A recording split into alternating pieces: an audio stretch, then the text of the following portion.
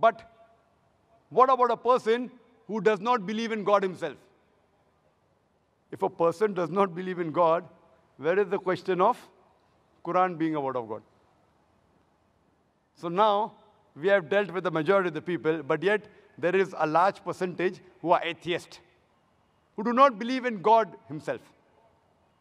How do we deal with them? When I meet an atheist, and if he says that he does not believe in God, the first thing I do is I congratulate that atheist. Now you may wonder that why is Zakir congratulating an atheist? The reason I'm congratulating him is because most of the human beings, they are doing blind belief. Most of the Christians, they're Christians because their father is a Christian. He's a Hindu because father is Hindu. Some of them are Muslims because their father is a Muslim. They aren't thinking. This person, he's thinking. He may be coming from a religious background, but he may not agree that the God which his parents are worshipping is worth to be called as God. The reason I congratulate the atheist is because he has said the first part of the Islamic Shahada, Islamic creed, La ilaha, there is no God. The only thing I have to do is prove to him illallah, but Allah, which I shall do inshallah. To the other non-Muslims, first, I have to prove to him that the God he is worshipping is false. So half the time I waste in trying to prove that the God he is worshipping is false. Here, half my job is done, La ilaha. Only thing left for me is illallah, and then Muhammad Rasulullah. But Allah and Prophet Muhammad, peace be upon the Messenger of Allah. Now this atheist, he rejects God because he has the wrong concept of God. Now anyone who says he does not believe in God, first I'll ask him, what is the definition of God? For anyone to reject anything, he should know its definition. For example, if I say, this is a pen, for you to say it is not a pen, you should know the definition of pen. If you don't know the definition of pen, you cannot say this is not a pen. Is it clear? Do you agree with me or not? If I say this is a pen, for you to say it is not a pen, you have to know the definition of pen, otherwise, you cannot logically say it's not a pen. There was a smart person. He said, no, Brother Zakir. I know that's a book. So even if I don't know the definition of a pen, I can say it's not a pen. I know it's a book. So why should I know the definition of pen? So I said, fine. Do you know that's a book? He says, yes. I say, this is a kitab. He will say, no, it's not a kitab. He knows the definition of book, but does not know the definition of kitab. Kitab, in Arabic and Urdu, means a book. If I say this is a pen, knowing definition of a pen is more important than knowing what is this.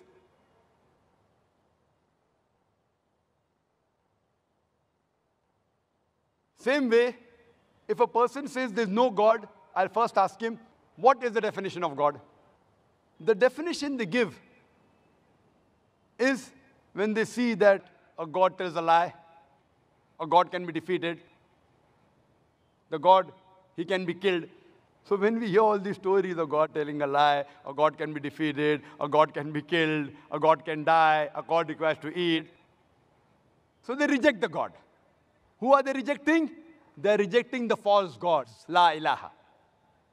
Similarly, someone, if he believes that Islam is a religion of terrorism, Islam is a merciless religion, Islam is the unscientific religion, Islam is a religion which does not give rights to the woman, and he rejects this Islam, I say, even I reject such Islam.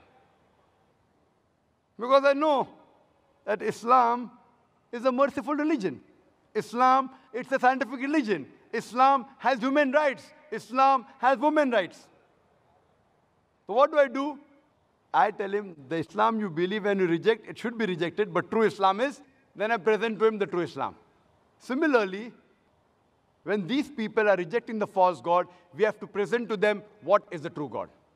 And the best definition of Almighty God, of Allah subhanahu wa ta'ala, given in the Quran, is from Surah Ikhlas, chapter number 112, verse number 1 to 4, which says, Kul huwallahu ahad. Say, He is Allah one and only. Allahu samad. Allah, the absolute and eternal. Lam yalid walam yulad. He begets not, nor is he begotten. Walam yakul lahu kufuwan ahad. There is nothing like Him.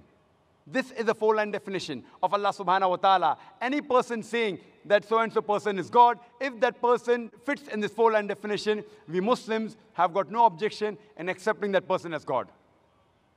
The first is, Kul wallahu ahad. Say He's Allah one and only. Second is, Allahu samad. Allah, the absolute and eternal.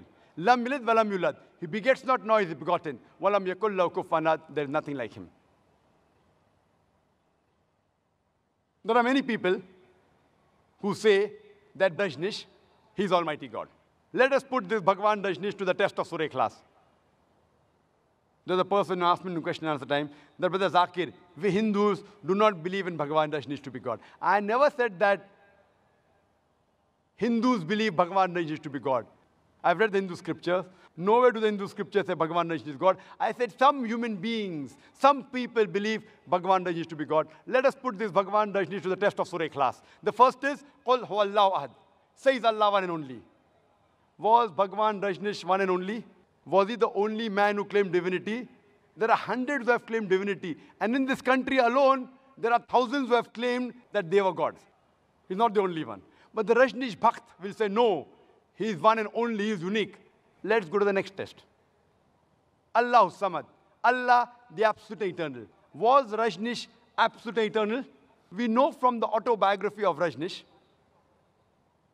he says that he was suffering from asthma, from chronic backache, from diabetes mellitus. Imagine Almighty God suffering from asthma, chronic backache, diabetes mellitus. Third test is, Lam yalid walam yulad. He begets not, nor is he begotten. We know Bhagwan Rajnish. He was born in Madhya Pradesh. And later on, in 1981, he goes to America and takes thousands of Americans for a ride. And in the state of Oregon, he starts his village called as Rajnishpuram. Later on, the American government, they arrest him and they put him behind bars. And Rajnish, he alleges that the American government, they slow poisoned me in the prison. Imagine Almighty God being slow poisoned. Later on, the American government, they kick him out of the country. He comes back to India and goes back to the city of Pune, where he has a center, which is now called as Osho Commune. And when you go to the center, if you go to Samadhi, it is mentioned there on his Samadhi, Bhagwan Rajnish, Osho, never born, never died, but visited the earth from the 11th of December, 1931 to the 19th of January, 1990. Never born, never died, but visited the earth from the 11th of December, 1931 to the 19th of January, 1990. They forgot to mention on his Samadhi that he was not given visas to more than 21 countries of the world. Almighty God coming to visit the world, and he requires visas. And the Archbishop of Greece said that if you don't remove Rajnish out of this country, we'll burn his house and the house of a disciple. And the last test, Walam yakul lahu kufuwan ahad, there's nothing like him, is so stringent that no one besides the true Almighty God can pass. The moment you can compare God to anyone in this world, to anyone in the universe, He's not God. Walam yakul lahu kufuwan ahad, there's nothing like Him. Suppose someone says that Almighty God is 1,000 times stronger than Arnold Schwarzenegger. You might have heard the name of Arnold Schwarzenegger, the person who got the title Mr. World, the strongest man in the world, Mr. Universe, the strongest man in the universe.